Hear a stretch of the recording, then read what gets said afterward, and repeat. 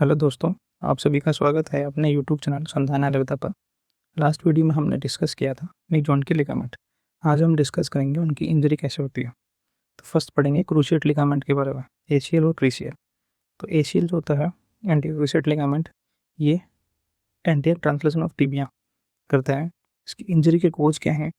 Sudden cutting, अचानक रुक जाना, गलत लैंडिंग होना और डायरेक्ट इम्पैक्ट होना और जंपिंग से, ये 4-5 कोच होते हैं जो लिगामेंट इंजरी होती है। सबसे ज़्यादा स्पोर्ट्स इंजरी होती है वो एसीएल इंजरी होती है।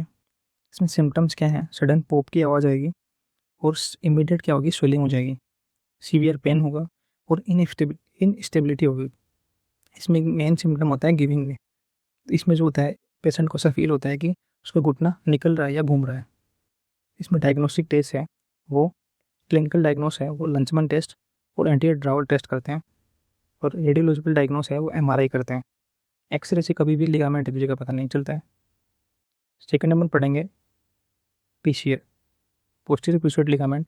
यह लिगामेंट टिबिया को पीछे की साइड जाने से रोकता है। इसके कोज है इंजरी के डैशबोर्ड इंजरी, मतलब एक कार एक्सीडेंट के दौरान मुड़े हुए घुटने का सीधा गाड़ी के डैशबोर्ड से टकराना।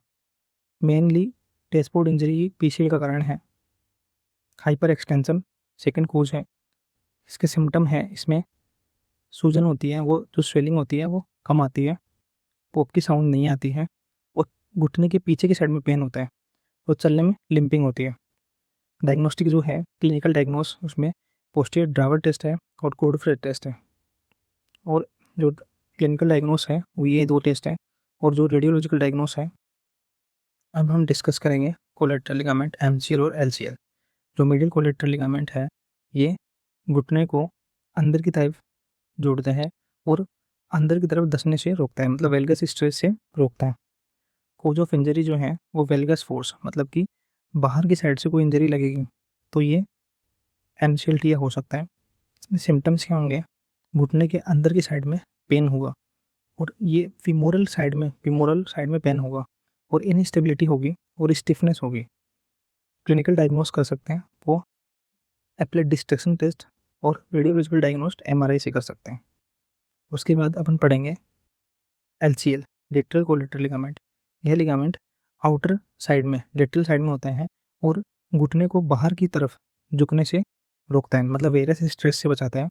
इसमें कोज ऑफ इंजरी जो है वो वेरस फोर्स, मतलब अंदर की साइड से कोई झटका लग रहा है या फिर इंजरी लग रही है तो एलसीएल इंजरी होती है।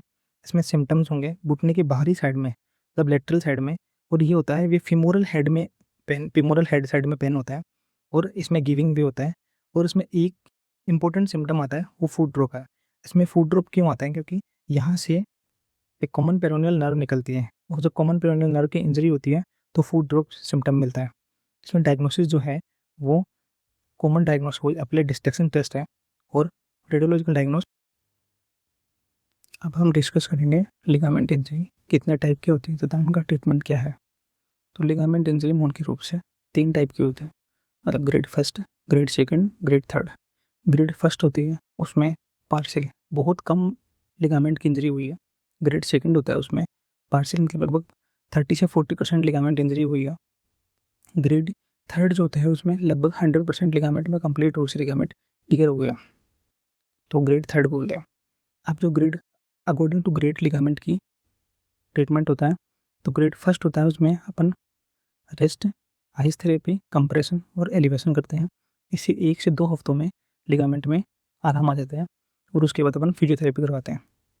ग्रेड सेकंड होता है, ग्रेड सेकंड में लिगामेंट का 4 से 6 हफ्तों तक कंप्लीट रूप से इमोबिलाइजेशन करा देते हैं, जिससे लिगामेंट कंप्लीट रूप से रिपेयर हो जाता है। उसके बाद फिजियोथेरेपी कराते हैं क्योंकि मसल्स में वीकनेस हो गई है। ग्रेड थर्ड में तो लिगामेंट कंप्लीट रूप से इंजर्ड हो गया, इसलिए नॉर्मल फर्स्ट और सेकंड ग्रेड में ट्रीटमेंट किया उस हिसाब से आराम नहीं आता, तो अपन लिगामेंट का रिकंस्ट्रक्शन करते हैं, अर्थात न्यू लिगामेंट लगाते हैं।